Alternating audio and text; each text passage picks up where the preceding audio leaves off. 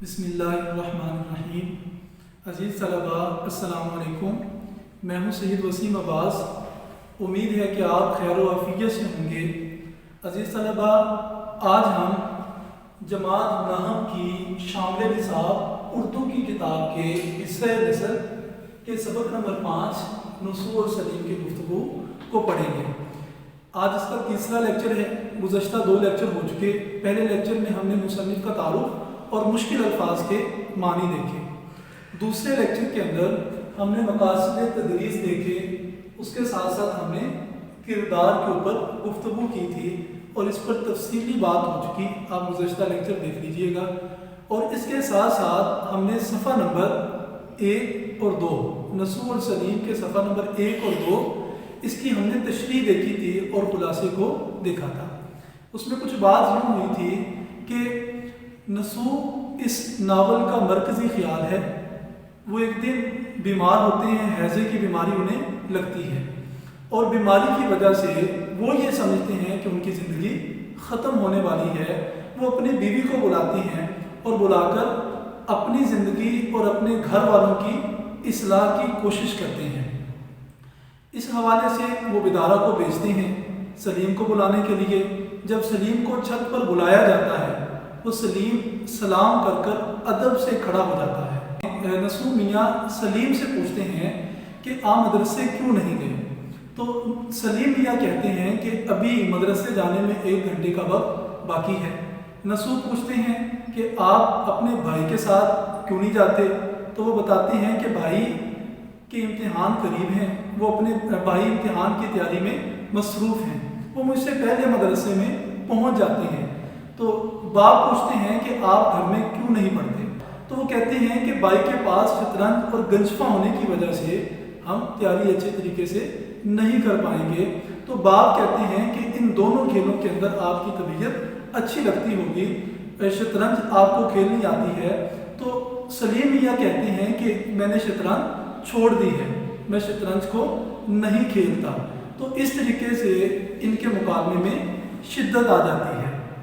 तो चलते हैं सफ़ा नंबर 3 और 4 की तरफ। सफ़ा नंबर 3 को शुरू करते हैं।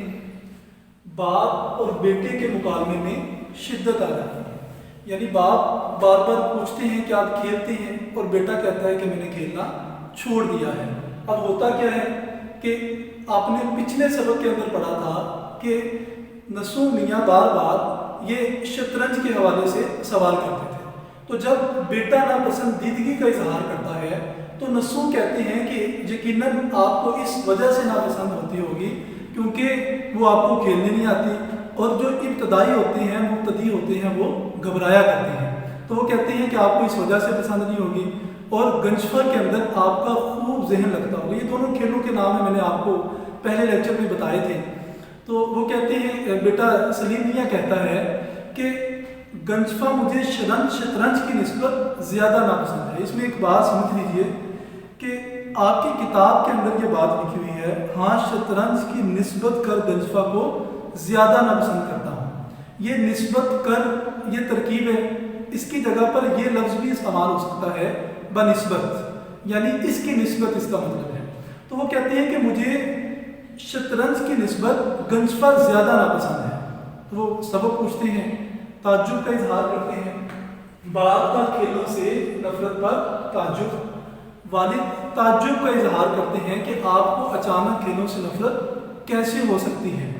तो नफरत का सबब पूछते हैं कि इसकी वजह क्या है, आपको खेलों से नफरत क्यों कर रहे हैं? तो बेटा कहता है कि मोहल्ले में 4 लड़कों का हवाला देता है। कहते हैं कि मोहल्ले में 4 लड़के गोरे गोरे रहते हैं, उनके सर मुंडे हैं और ऊंचे पजामे और नीची चोलियाँ, यानी वो लिबास बताते हैं कि ये लिबास अच्छे बच्चों का हो सकता है, शरीफाना लिबास है जो उनका होता है। तो कहते हैं कि मेरी उनके साथ दोस्ती की हो गई और उस दोस्ती की वजह से मुझे इन खेलों से नफरत है। अजीज तलबा, आपने पढ़ी थी ज़रबुल अमसाल के अंदर तुखम तासीर सुहबत का असर, यानी आप जिनके साथ रहेंगे उन्हीं के असरात आप पर पड़ेंगे। और वैसे भी एक मक़ूला है कि इंसान अपने दोस्तों के ईमान पर होता है, जैसे दोस्त होते हैं वैसा इंसान खुद होता है। तो अब आगे क्या होता है محلے کے 4 لڑکوں کا حوالہ دینا، یعنی سلیم میاں اپنے والد کو ان 4 لڑکوں کا حوالہ دیتے ہیں۔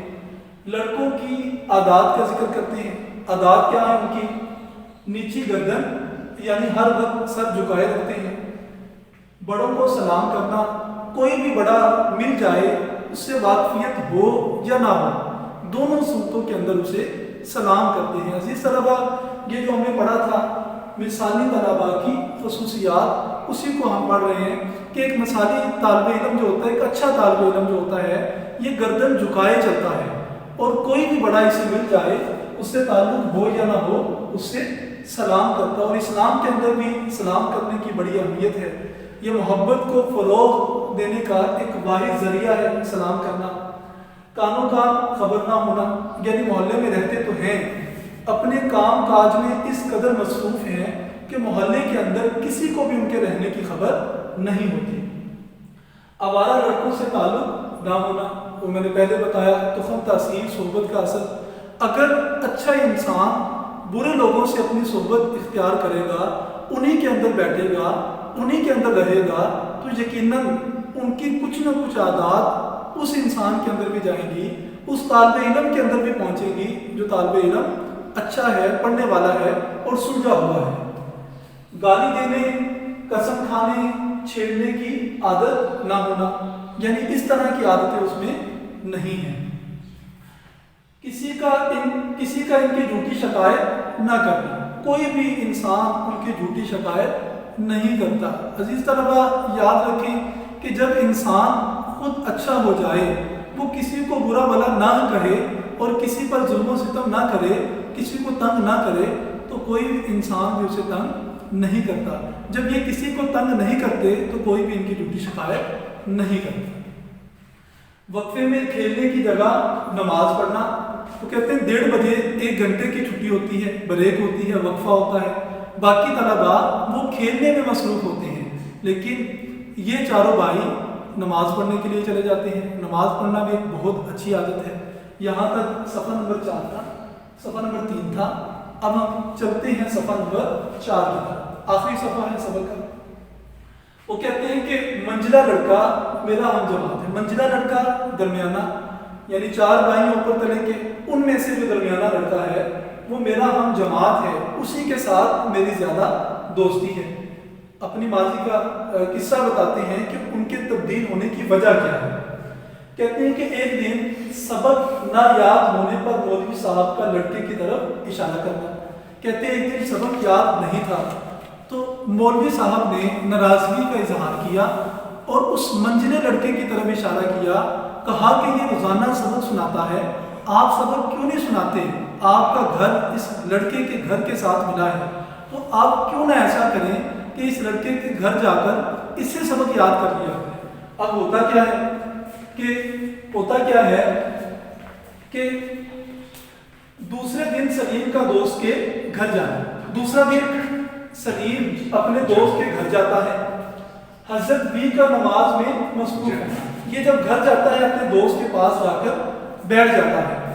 حضرت بی یہ ان 4 لڑکوں کی نانی ہے، نماز میں مصروف ہوتی ہیں، تو یہ جا کر اپنے دوست کے پاس بیٹھ جاتے ہیں۔ حالانکہ ادب کا تقاضا یہ تھا کہ یہ جاتے اور جا کر اپنے حضرت بی کو سلام کرتے اور سلام کرنے کے بعد پھر اپنے دوست کے پاس جا کر بیٹھتے، یہ سلام نہیں کرتے۔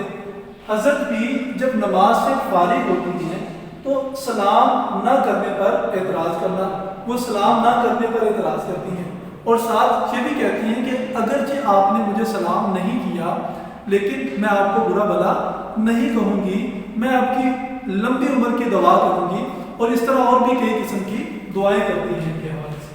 سلیم میاں کا شرمندگی سے کھڑے ہو کر سلام کرنا، وہ شرمندہ ہوتے ہیں اور شرمندہ ہو کر سلام عرض کرتے ہیں۔ نواسوں سے دوستی پر نصیحت کرنا، وہ کہتی ہیں کہ آپ کی میرے نواسوں کے ساتھ دوستی ہے، آپ انہی کے ساتھ اٹھتے بیٹھتے ہیں، لہٰذا میں یہ سمجھوں گی کہ آپ کے اندر بھی اچھی عادات ہونی چاہیے، ورنہ یہ عادات میرے بھی بچوں کے اندر، میرے بھی نواسوں کے اندر آ جائیں گی۔ اصرار مٹھائی کھلانا، اصرار کرتی ہیں مٹھائی کھلاتی ہیں۔ دیکھیں بیٹا، یہ بات اپنی طبیعت میں شامل کر لینی چاہیے کہ جب آپ کسی کی اچھائی کو دیکھیں تو آپ دوسروں میں بیان کریں، اور جب آپ کسی کی برائی کو دیکھیں تو اب آپ کی اچھائی کا امتحان ہے کہ آپ نے اسے کیسے اس برائی کو ٹھیک کرنا ہے۔ تو حضرت بھی یہ ویسے کہتے ہیں کہ آپ نے اچھا نہیں کیا، آپ کو سلام کرنا چاہیے تھا، ڈانٹتی تو یقیناً سلیم میاں آگے سے غصہ کرتے اور دوبارہ ان کے گھر میں نہ جاتے، ان کی عادت تبدیل نہ ہوتی۔ وہ ایک بڑا مشہور واقعہ آپ نے سنا ہوگا، میں ایک مرتبہ اس کا حوالہ دے دیتا ہوں۔ حضرت حسنین کریمین ان میں سے ایک شخص مسجد میں جاتے ہیں اور ایک بزرگ وضو کر رہے ہوتے ہیں، ان کے وضو میں غلطی دیکھتے ہیں۔ تو ہونا تو یوں چاہیے تھا کہ ان کے وضو کے اندر غلطی دیکھ کر ان کو کہتے کہ آپ کی یہ غلطی ہے۔ انہیں کہنے لگے کہ ہم ایسا کرتے ہیں کہ پہلے میں وضو کرتا ہوں، آپ مجھے دیکھیں، اور پھر آپ وضو کریں، میں آپ کو دیکھتا ہوں، تو ہم دونوں کے وضو کے اندر جس کی غلطی ہوگی دوسرا اسے بتائے گا۔ جب آپ وضو کرنے لگے تو دوسرے جب اس بزرگ نے دیکھا، اس بوڑھے آدمی نے، اس ضعیف آدمی نے دیکھا تو دیکھ کر کہنے لگے کہ یقیناً میرے ہی وضو کے اندر غلطی تھی، آپ کا وضو بالکل ٹھیک ہے۔ دیکھیں یہ کتنا اچھا طریقہ ہے دوسرے کی غلطی ٹھیک کرنے کا۔ تو وہ بھی عمر درازی کی دعا دیتی ہیں، دعا دینے کے بعد اصرار کرتی ہیں مٹھائی کھلانے پر۔ اس کے بعد حضرت بھی کی نصیحتوں کے سبب کھیلوں سے دل کھٹا ہونا۔ وہ کہتے ہیں کہ جیسے وہ اپنے بچوں کو نصیحتیں کرتی ہیں، اسی طریقے سے وہ مجھے نصیحتیں کرتی ہیں، اس وجہ سے میرا دل کھیلوں سے کھٹا ہو چکا ہے۔ عزیز طلبہ، یہ تھا سبق، اور آپ کو پتا ہوگا کہ ہر سبق کے پیراگراف کی تشریح کے اندر ایک یا دو جملے مصنف کے تعارف کے ہم نے لکھنے ہوتے ہیں، وہ آپ نوٹ کر لیجئے گا۔